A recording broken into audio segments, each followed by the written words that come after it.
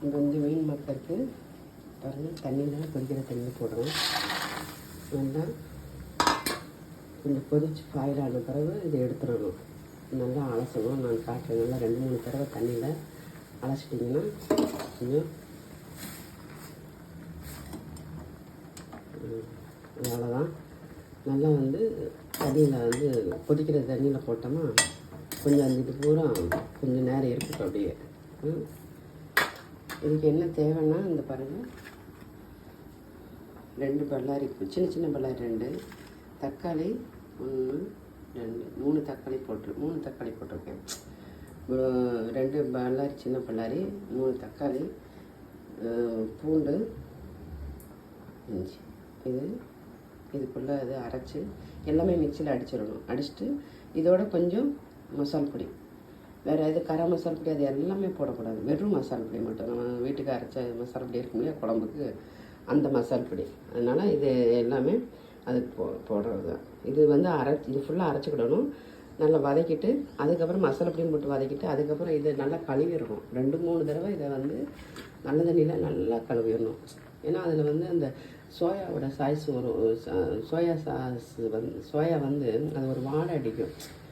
அதனால் இதை நல்லா 2-3 தடவை கழுவிக்கோங்க. கொஞ்சம் ஆறினோடனே நல்லா கழுவிட்டு அதுக்கப்புறம் இதை செய்யுங்க. நல்லா இருக்கும், டேஸ்ட்டாக இருக்கும்.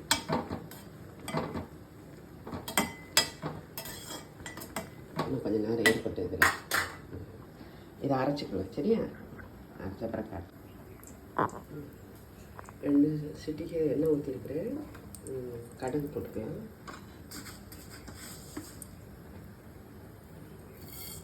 கடுகு, கொஞ்சம் உளுந்தம்பருப்பு எல்லாத்துலேயும் சேர்த்துக்கிட்டிங்கன்னா நல்லது. பிள்ளைங்களுக்கு எல்லாத்துக்குமே உளுந்தம்பருப்பு அவ்வளோ எலும்புகளுக்கு நல்லது. அது சாப்பாட்டில் கொஞ்சம் சேர்க்கும்போது ரொம்ப நல்லதாக இருக்குது. உளுந்தம்பருப்பு, கடுகு போட்டுருக்கோம். அது பொரிஞ்ச பிறகு இந்த பாருங்க அரைச்சி வச்சுருக்கிறேன். உங்கள்கிட்ட காட்டினேன் இல்லையா அந்த மசாலா, வெங்காயம், தக்காளி, பூண்டு, இது 3 மட்டும் அரைச்சிருக்கோம். இதை பொடிசாக கட் பண்ணி வச்சுருக்கிறேன். இதை பெருசு பெருசாக இருந்தால் நல்லா இருக்கும். பெருசாக கட் பண்ணியிருக்கிறேன். இப்போ அது வெடிஞ்சிருச்சு. ஊற்றிடுங்க.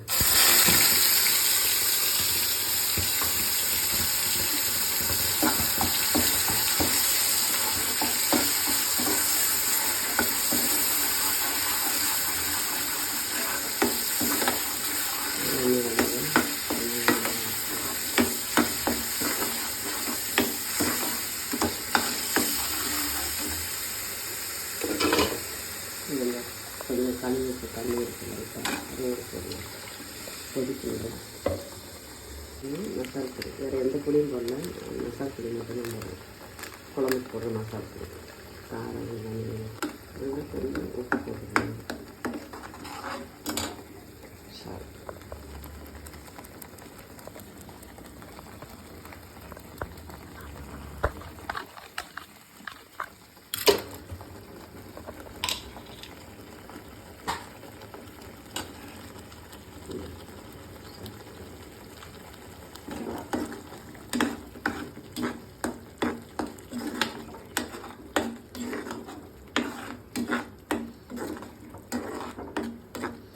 இது கொஞ்சம் பச்சை வாசனை போன பிறகு இதை எடுத்து போட்டுக்கலாம்.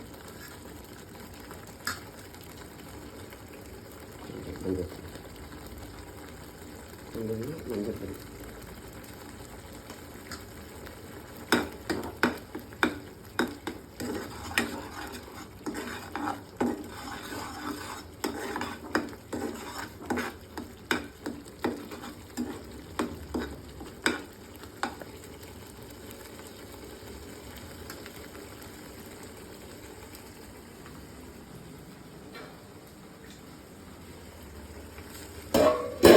வெளியே தெரிக்கும். அதனால் ஒரு மூடி போட்டு மூடி இருக்கணும்.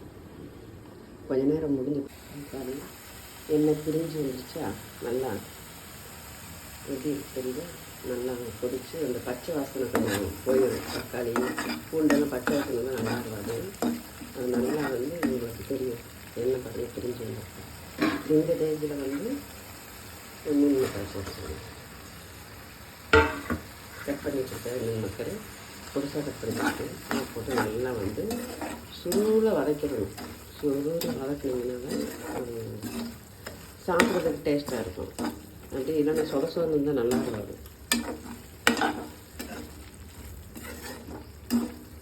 3 தக்காளி, 2 பல்லாரி, 4-5 பெரிய பூண்டு பல்.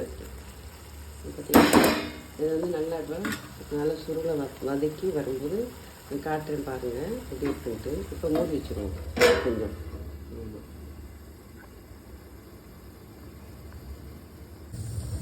பாருங்கள் நல்லா சொல்லிடுச்சு. அது வந்து இது இருந்தால் தான் சாப்பிட்றதுக்கு நல்லாயிருக்கும். மோர் சாதம், சாம்பார் சாதம் எல்லாத்துக்குமே. உருளைக்கிழங்கு எப்படி வறுக்கிறீங்க அதே மாதிரி தான் நான் மீன் மக்கரை வந்து அந்த மாதிரி பண்ணிப்பேன். இப்போ நல்லா தெளிவாக தெரியுதா? ஒரு பீஸ் எடுத்துக்கிட்டா இந்த இடத்துல நல்லாயிருக்கும். பார்க்குறதுக்கு நல்லா இதாக இருக்கும். பொடிசு பொடிசாக இருந்தால் சாப்பிட நல்லாயிருக்கும். எல்லாமே நல்லா வறுத்தரிச்சு பச்சை வாசனை எதுவுமே இல்லை. இந்த மாதிரி பண்ணிக்கோங்க. பண்ணி குழம்பு அவ்வளோதான். இதை ஆஃப் பண்ணிடலாம். முடிஞ்சிச்சு. பிடிச்சிருந்தா லைக் பண்ணுங்கள், சப்ஸ்கிரைப் பண்ணுங்கள், சப்போர்ட் பண்ணுங்கள். அடுத்த வீடியோவில் மீண்டும்